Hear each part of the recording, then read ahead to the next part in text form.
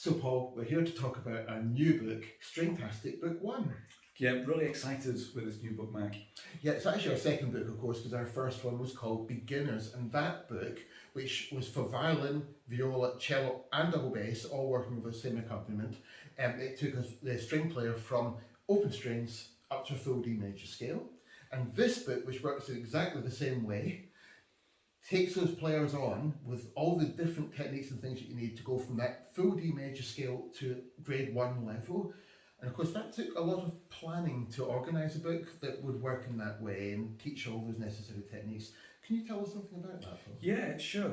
As you said, we spent quite a long time thinking about how to structure that book to get us all the way through to grade 1, but also how to work with all the stringed instruments at the same time. And we also wanted to build in as much flexibility as we could, like we had in the first book. So we kind of thought about having this book 1 in 4 broad sections, which I think we're going to go into greater detail over a few more videos.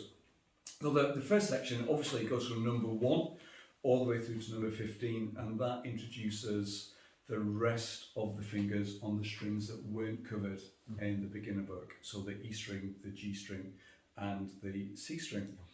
And what we did is we just used the same rhythms that we introduced in the beginner's book, just to give the pupils an opportunity to concentrate on learning new notes without having to think about anything differently from a rhythmic point of view. And what we did is we put all of the rhythm and the technique that we were going to introduce into the second section. Yeah. And the way that we've introduced it, all these new techniques, is actually just to use the scale of D, which by now will be very familiar to the young musicians. So we start off by introducing slurs, and then we introduce semiquavers and dotted rhythms and 6/8 time. And then that takes us up to number 28.